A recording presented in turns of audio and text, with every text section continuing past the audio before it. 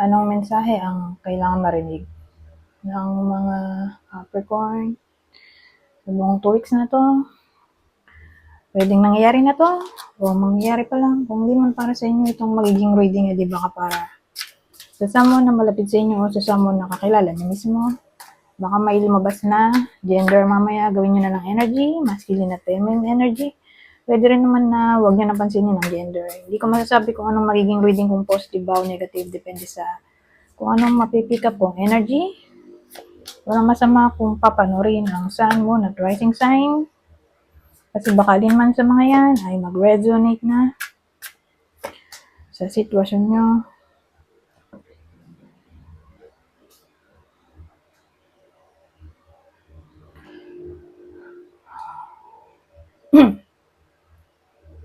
So, magsimula na tayo. Ano meron dito?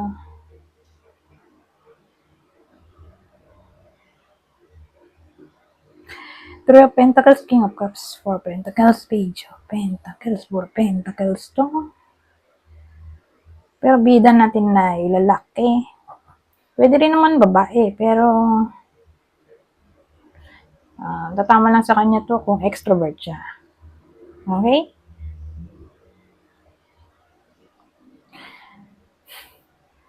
So again, ang bida natin ay lalaki o babaeng extrovert. So yung taong sinasabi ko dito, hindi siya kasal. May ka-relasyon siya pero hindi siya kasal. Wala siyang anak.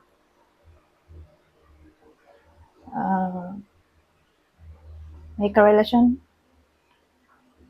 Walang anak. Hindi kasal. O yun yung description. So kunin nyo lang yung info na sa tingin nyo ay fit sa inyo. Kung di man to fit sa inyo, di baka tumama to sa someone na kakilala nyo na gano'n. May jowa, in short. Pwede rin nag-live in, pero walang anak. At di rin kasal.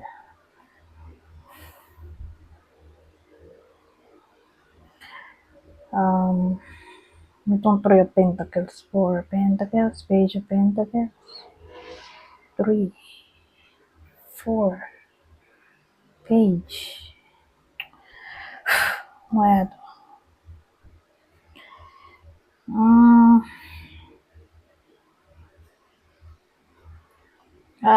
Magandang i-clarify natin kasi hindi ko sure kung saan ba to. Career, friendship, or relationship. Ano ba tong Three of Pentacles natin?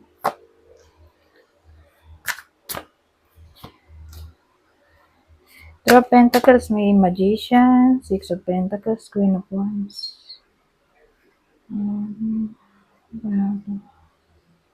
Three of Pentacles.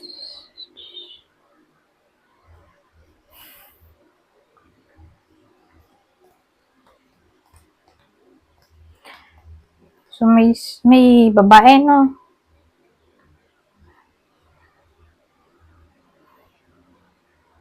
Na parang ka-collaborate niya eh. So, probably ka-workmate to. Career reading.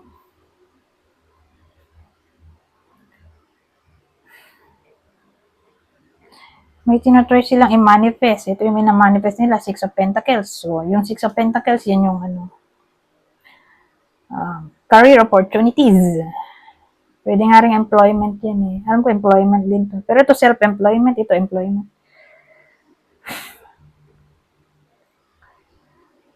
So, probably, career nga siya. Tinatry nilang pare-parehong magkapera.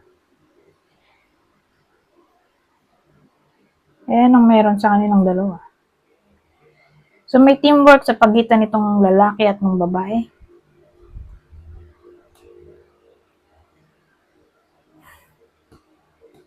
Mukhang magbubunga yung kanilang pinaghirapan at from Three of Pentacles na hindi na makita at natabunan, ito na kasi yung result ng Three of Pentacles. Siyempre may collaboration, teamwork, ito na yung outcome, may savings na. Nag-earn na sila ng pera, pero hindi to malaking halaga. Hindi katulad ng 9. Di ba 8? Yung 8 nag-work din yun no? Pero more like self-employment yun. nagbunga yung pinaghirapan niya, naging 9, di ba? 9 of Pentacles. From 8, naging 9 of Pentacles. Pero mas malaki yung 9. Malaki yung bunga ng in-effort. Ito, sabihin natin OT yan. Nag-OT. Kaya, may extra income. Doon siya papasok. Okay? Yung collaboration na sinasabi ko. So, asahan natin maraming OT. O sideline to. Kasi siya, hindi nga siya big amount of money o hindi siya stable. Di katulad ng 8, naging 9 of Pentacles. Na may promotion na doon, malamang. Ito kasi siya small amount of money na hindi stable. So, OT ang naisip ko. O sideline. Na maaring bigay ng small blessing dito.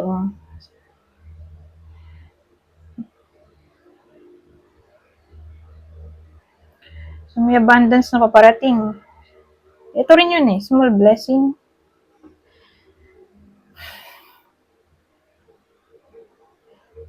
More like, magkakapera yung iba sa inyo. Pero hindi nga siya stable in a way na promotion na, consistent na. Pag na-promote ka, consistent ng, halimbawa, from 15,000, naging 18 na, na-promote ka. Ito kasi hindi siya stable, so more like OT nga lang, o sideline. Na may chance na makapag-save ng money, kaya may 4 pentacles ngayon. Ay! Dalawa pala tao natin, Nakalimutan ko tong page of pentacles. Ito yung ginawa kong bida. But anyways, gawin na lang natin energy. Okay? Since nawala sa isip. Ang buong isip ko ay ito'y energy. Kasi ito lang yung tao. Gawin na nga lang natin energy. Base sa naisip ko. So, ito kasing page of pentacles, siya yung card ng pagiging curious. Kung paano siya kikita. Para siyang someone na nag-iisip kung paano mag-earn ng money. Nasa process pa lang ganun. Curious kung paano mag-earn. So, sabihin natin magiging somewhat business-minded. Ang outcome dito.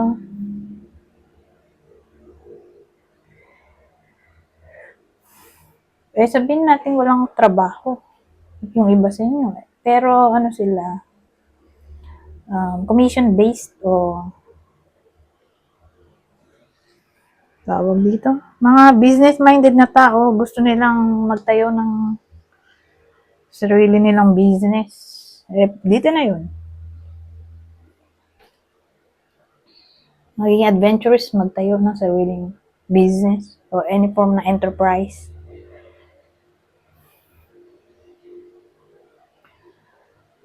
Pero actually, ibang meaning din naman ng Page of Pentacles ay manifestation. So, overall, magbubunga yung hard work. Okay? At makapag-save na nga ng money dito.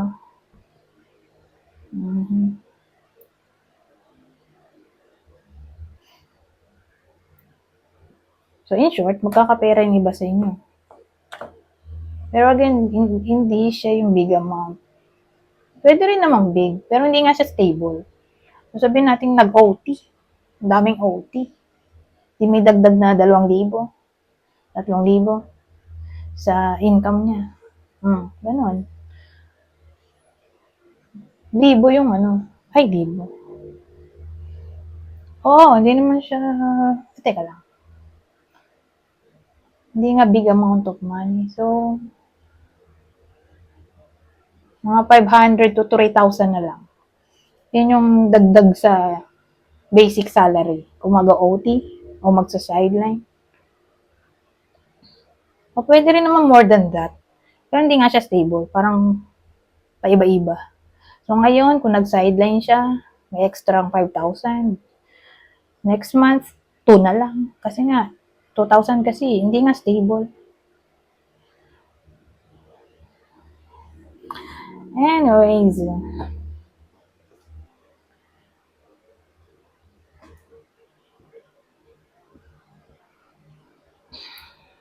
so again, ulitin ko, yung bida sa kwento natin, ano siya eh, siguro mag-business partner sila o magkaibigan na gusto mag-earn ng money o magkatrabaho. Na yun nga, tutulungan silang dalawa sa trabaho.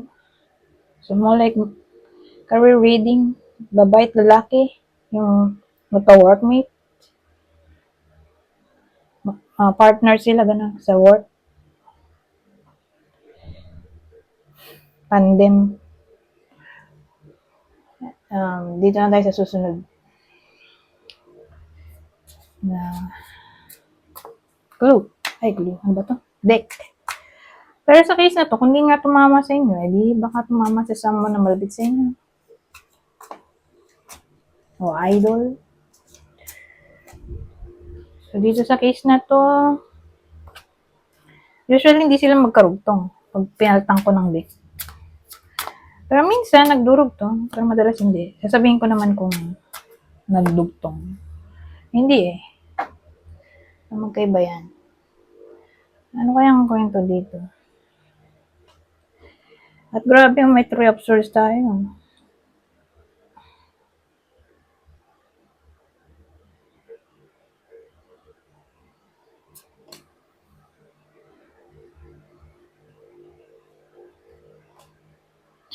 Asin ko na nga to. Sa gabal eh. Dito na tayo.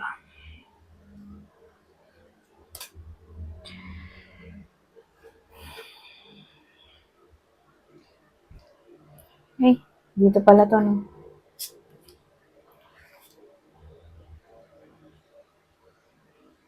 Nagpapakatatag sa kabila ng pain na nadarama. Hindi makapag-isip kung anong gagawin.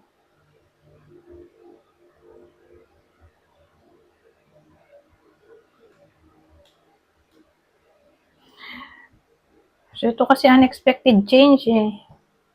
O, hindi maganda yung outcome. So, para mas clear, di ba? Clarify natin to. Kasi para tayong walang subject. Kwento dito.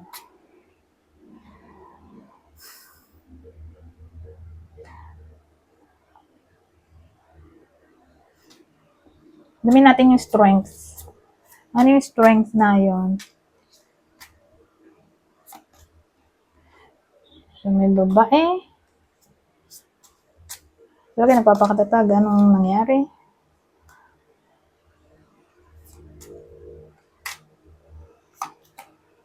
Oh. So, ang bida natin, babae, no? Yung babae na relationship, pero hindi siya kasal. Wala rin anak. May jowa siya. O nagli-live-in. Pero again, hindi siya kasal. Wala rin anak. So, kunin nyo lang yung info na sa tingin nyo fit sa inyo. Kung dito fit sa inyo, di baka tumama to sa someone na malapit sa inyo o kakilala nyo o idol. Mababalitaan nyo na lang ganito yung sitwasyon.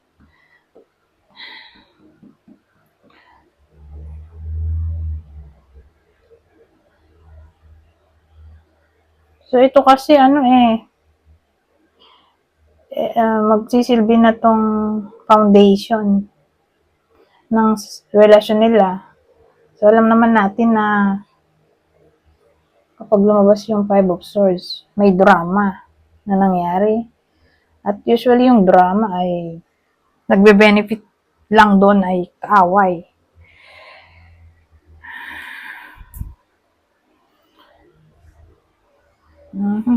So, may selfishness, conflict, aggression, argument, fear of failure, self-sabotage, anxiety.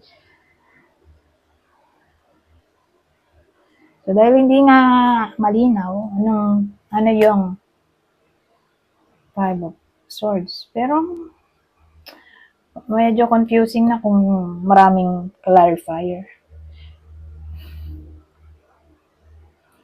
Since ito naman ay relationship. So, probably, may flirtation na nangyari. Hindi naman to 7 of swords eh. Wala pang cheating. Flirtation lang. More like babae yung flirt.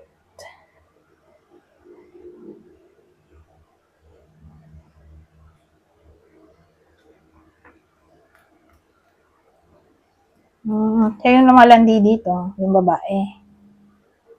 Yung in pain dito, yung partner niya, malamang.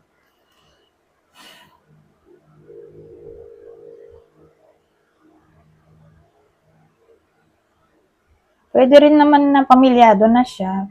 Ay, oo, pwede rin. Pamilyado pero hindi siya kasal. Kunin nyo lang yung info na sa tingin nyo fit sa inyo. Pwede rin pamilyado pero hindi kasal. O pwede rin na yung possible third party. O kalandian niya, ikapitbahay niya. Grabe rin kung kadugo. Sa bagay, may nangyayari pa rin yan sa totoong buhay. Yung third party kadugo. Kaloka.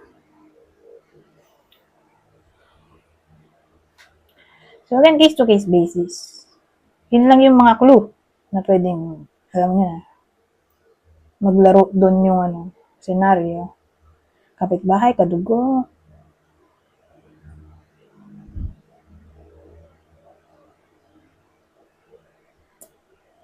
O pwedeng, kung di man ganun, ay pamilyado nga yung babae.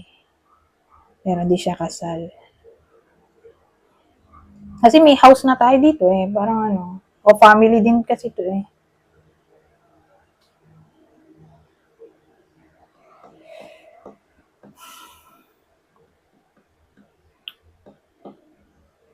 Sabi may betrayal na rin kasi to pero sneakiness. More like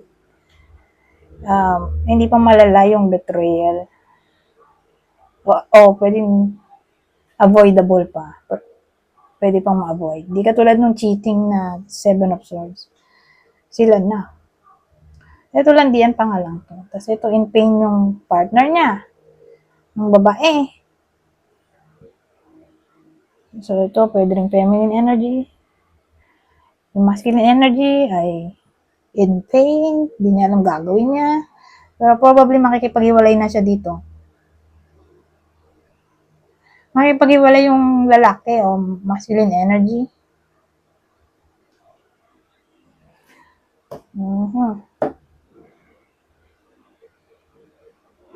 Sad to say. So, ganito. Ito yung partner. Doon muna tayo sa partner. Okay, partner ng Capricorn. Natatama ng reading na to. Mamaya naman yung kakilala. Okay, kung dito mama sa inyo, edi kakilala nyo. O idol. So, doon muna tayo sa partner.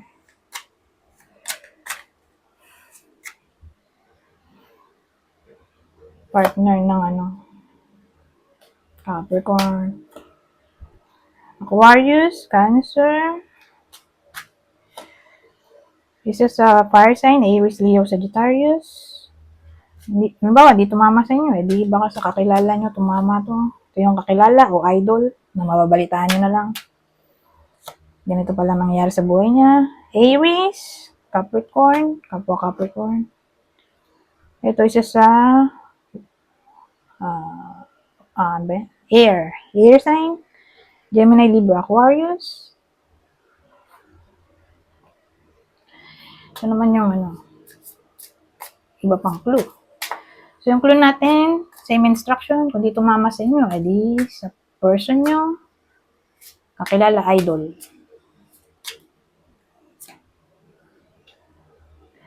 Red attire. So, ito yung uniform. O someone na mahilig sa red na damit. Hazel eyes. Kung dito literal na mata, kulay ng mata ay contact lens. So, kunin nyo lang yung info na sa tingin nyo ay fit sa inyo, sa kakilala nyo. Same height. So, magka-height yung magjowa dito. Exaggerated features. Pwede rin na man-to-man relationship to.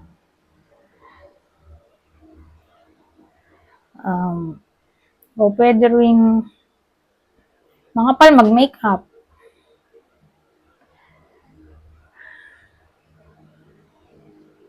Pero kung man-to-man relationship, ayan, ganyan siya. As in, ganito yung tsura niya. Mahilig siya mag-makeup kung man-to-man. May isa sa kanila na literal na ganito. Tsura. Mahilig mag-makeup. Pero kung di man man-to-man, babae na, ay, hindi pala to babae o lalaki.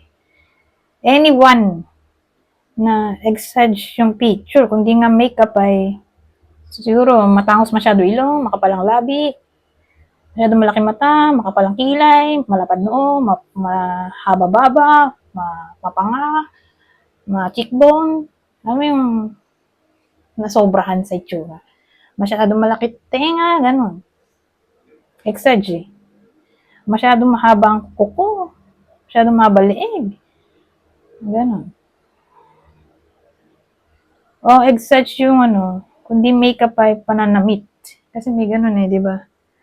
May mga taong masyadong makulerete. Anyways, ito na. Hindi natin magagamit at 21 minutes na.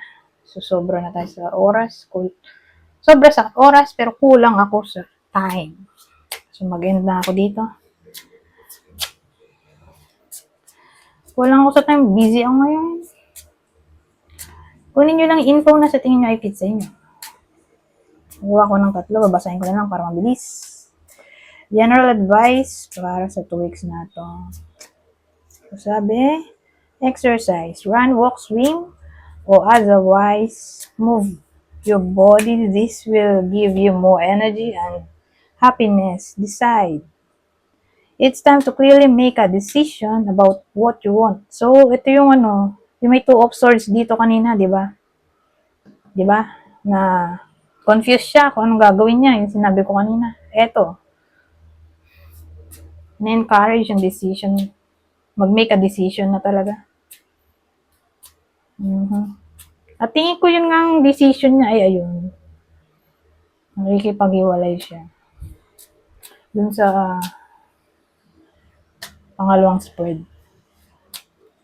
At ang uli, brothers and sisters, to get along with others, see the love and the best within them. Anyways, hanggang dito na lang. Goodbye. For now. Aray ko.